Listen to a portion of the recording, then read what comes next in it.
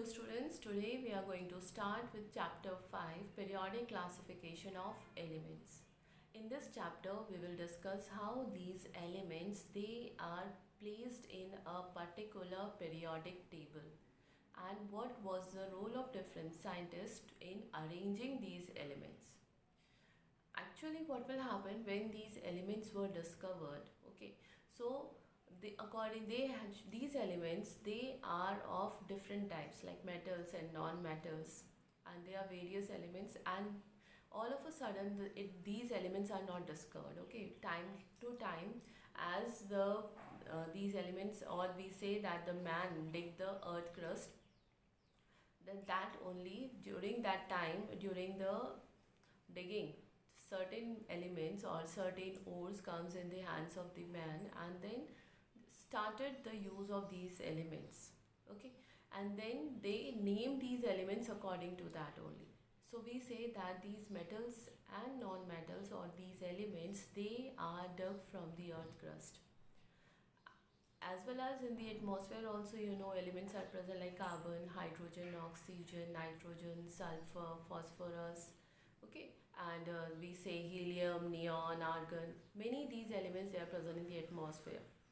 So according to their properties, their reactivities, different scientists they played a major role in arranging these elements in a particular order according to their reactivities. Okay, so in this chapter we will discuss how these elements were arranged in a particular manner. So first we'll discuss about the Dobnier's triad. This was the scientist Dobnier. He made his earlier attempt, means the first attempt was made by Dobnier. Whatever is being recorded, according to that, Dobnier was the first person who take the initiative of making the elements in a particular order. And during that time, we say that in 1829, during that time, maximum elements were not known, okay, very few are known by the man. So here see first Dobnier, what he done, according to the name Dobnier's triads. Tri word is used for three, okay. So what he has done, he made the group of three elements, not randomly, but he made the group of three elements, okay, and certain elements in the groups of, you can see here, three elements called as triads. The three elements in a triad, they had similar chemical properties. The three elements which are grouped together in a triad, they have a same chemical properties, or we call as similar chemical properties. When the elements in a triad, they were arranged in the order of increasing atomic masses. So the concept which was taken in arranging these elements, that was the atomic mass, okay. So the atomic mass of the middle element, and the arrangement was done in the increasing order, okay. So, and the middle element was having the atomic mass, that is the average of the two, that is the lowest as well as the highest. You can see here the example. See, look at the table. This is the element. In the first table you can see that lithium is there, sodium is there, and potassium is there. Atomic mass of lithium is 7, sodium is 23, and potassium is 39.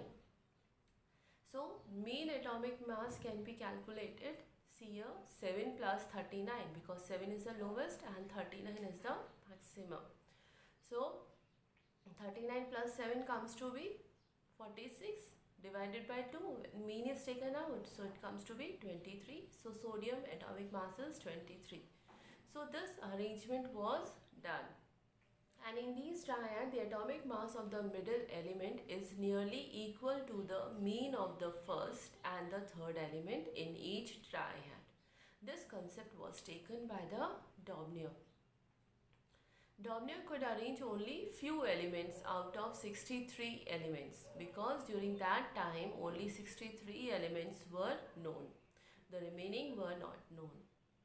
And nowadays near about 116 or 120 elements are known to us. So see the progress occurs. During that time only 63 elements were known to man, and now we have the knowledge of about 116 to 120 elements. In the form of triads, though he got some success, but the idea of classification into triads could not be applied to all the elements because this property of atomic masses cannot be applied on all elements. So what will happen? This was stopped. Though he tried his best to arrange the elements in the order, and he took the concept of atomic mass and he arranged the elements according to their chemical properties in a group of 3, and the arrangement was done in the form of increasing order of their atomic masses. The middle element has the atomic mass equals to the mean of the two elements. Okay, so now we continue over here. Let's look at the second table also. Elements chlorine, bromine and iodine. Atomic mass of chlorine is 35, bromine is 80 and iodine is 127. So when we take out the mean of this chlorine and iodine, we get 81, and 81 is the atomic mass of bromine. Okay, so here it is written, so it is near about, approximately. Here it is not saying that, he is not saying that this it should be exactly that only, but approximately. Okay, the same way over here we can see calcium, strontium and barium. Calcium atomic mass is 40, barium atomic mass is 137, and when we take out the mean, then the mean comes out to be 88.5, and the strontium atomic mass is 88, so it comes to be approximately 88.5. Okay, so this was a concept proposed by Daubner and it was named as Daubner's triads. Now we go for the next one.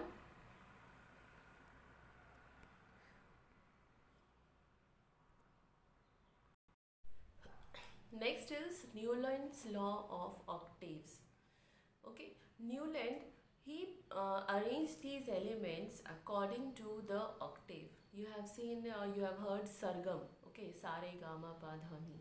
Okay, according to that only he arranged the elements, and he said that after arranging the elements in this order, the 8th element which comes, it has the same property to the previous one on its top.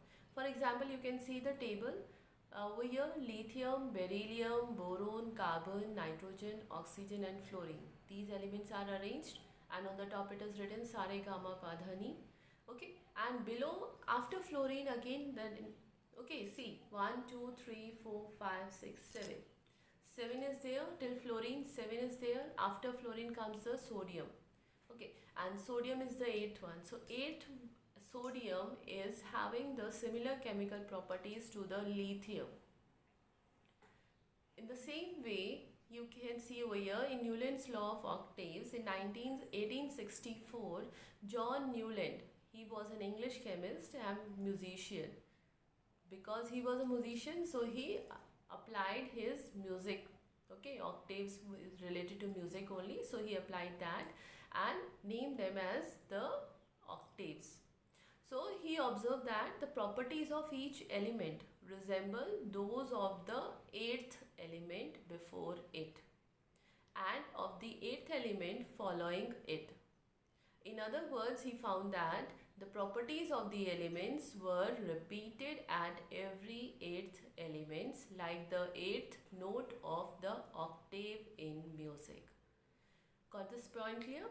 So the 8th element is having the similar properties, similar chemical properties to the element which is lying above it or which is at the 8th position above it.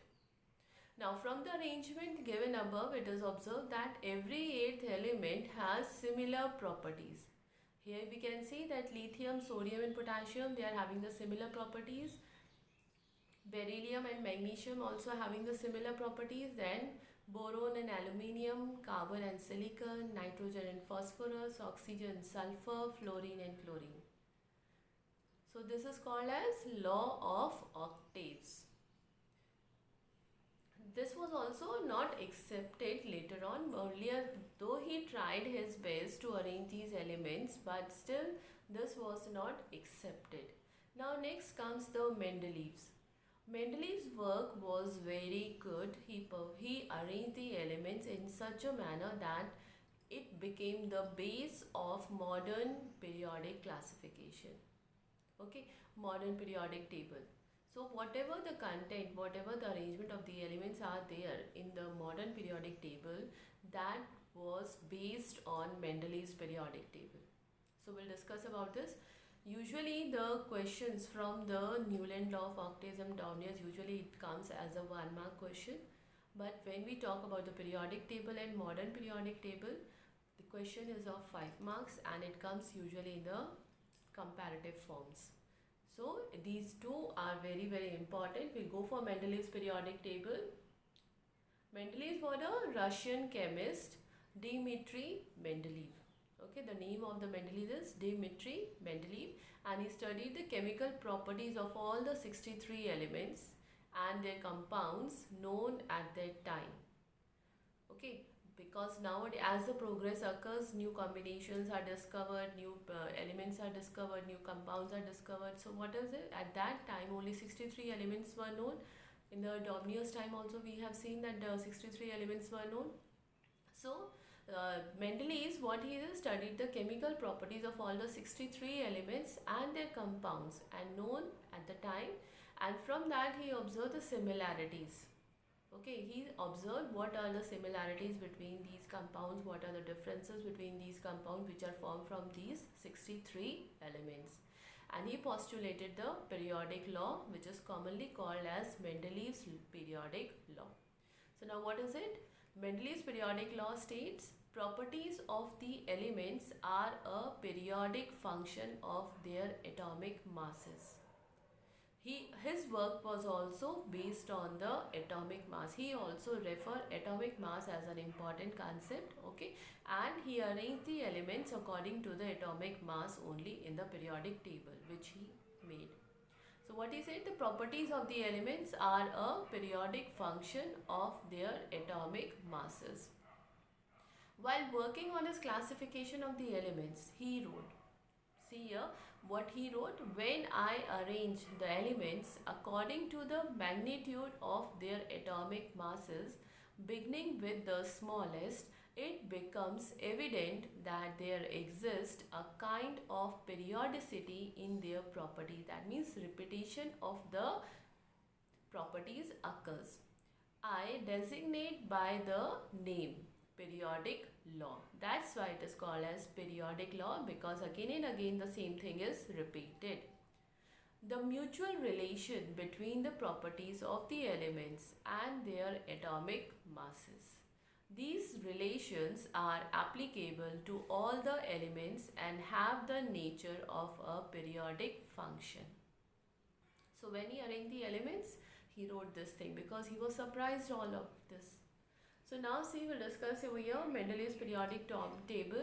When Mendeleev arranged elements in order of increasing atomic masses, he obtained a chart consisting of vertical columns and horizontal rows. Because he have to arrange the elements, 63 elements were there in his hand, so he want to arrange, he want to specify a particular location. So what he made the vertical columns and horizontal rows. He called this chart as periodic table. This periodic table is commonly known as the Mendeleev's periodic table because he is the one who has arranged these elements in the periodic table. Periodic table based on the, so here Mendeleev's laid more stress on similarity in the properties of the elements. So what the periodic table of Mendeleev is based on, the similarities in the properties.